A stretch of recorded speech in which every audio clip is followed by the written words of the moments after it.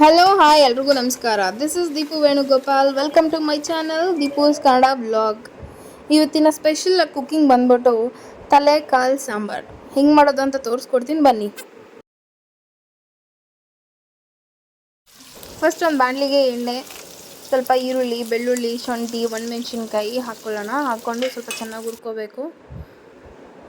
ಮೆಣಸು, ಸ್ವಲ್ಪ ಕಡಲೆಪಪ್ಪು, ಒಂದೇ ಒಂದು ಪೀಸ್ ಚಕ್ಕೆ,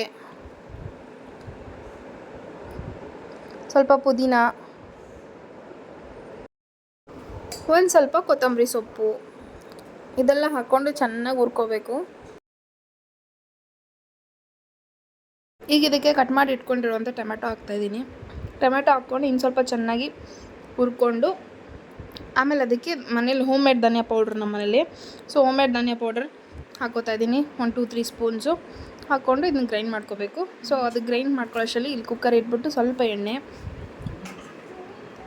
ಅದಕ್ಕೆ ತೊಳೆದಿಟ್ಕೊಂಡಿರೋಂಥ ತಲೆ ಕಾಲು ಮಟನ್, ಅದಕ್ಕೆ ಸ್ವಲ್ಪ ಅರಿಶಿನ, ಉಪ್ಪು ಹಾಕಿ ಚೆನ್ನಾಗಿ ಮಿಕ್ಸ್ ಮಾಡಿ ಇದೊಂದು ಸ್ವಲ್ಪ ನೀರು ಬಿಡಿ. ಅಷ್ಟರಲ್ಲಿ ಆರಿರುತ್ತೆ ಮಸಾಲೆ ರುಬ್ಕೊಳ್ಳೋಣ. ಫುಲ್ ನೈಸಾಗಿ ಪೇಸ್ಟ್ ಮಾಡ್ಕೋಬೇಕು, ಆವಾಗ ಸಾಂಬಾರು ಟೇಸ್ಟ್ ಚೆನ್ನಾಗಿರುತ್ತೆ. ತರ್ತರಿಯಾಗಿದ್ದರೆ ಅಷ್ಟು ಚೆನ್ನಾಗಿರಲ್ಲ, ಮೇಲ್ಗಡೆ ಎಲ್ಲ ಹಂಗೆ ಕಾಣಿಸ್ತಾ ಇರುತ್ತೆ. ಕೊತ್ತಂಬರಿ ಸೊಪ್ಪು, ಪುದೀನ ಸೊಪ್ಪು, ಮೆಣಸಿನ್ಕಾಯಿ ಎಲ್ಲ. ಅದಕ್ಕೆ ನೈಸಾಗಿ ಪೇಸ್ಟ್ ಮಾಡ್ಕೊಂಡು ಹಾಕ್ಕೋತೀನಿ ನಾನು ಯಾವಾಗಲೂ. ನೈಸಾಗಿ ರುಬ್ಬಿರೋದನ್ನ ಹಾಕ್ಕೋತಾ ಇದ್ದೀನಿ ಮಸಾಲೆ. ಇದನ್ನು ಹಾಕಿ ನೀರು ಎಷ್ಟು ಬೇಕು ನಿಮ್ಗೆ, ಸಾಂಬಾರು ಯಾವ ಥರ ಗಟ್ಟಿಗೆ ಬೇಕಾ ತೆಳ್ಳಗೆ ಬೇಕಾ ನೋಡಿಕೊಂಡು ನೀರು ಎಷ್ಟು ಬೇಕೋ ಹಾಕ್ಕೊಂಡು ಒಂದು 4 ವಿಸಿಲ್ ಕೂಗಿಸಿದ್ರೆ, 4ರಿಂದ 5 ವಿಸಿಲ್ ಕೂಗಿಸಿದ್ರೆ ತಲೆಕಾಲು ಸಾಂಬಾರು ರೆಡಿ ಇರುತ್ತೆ.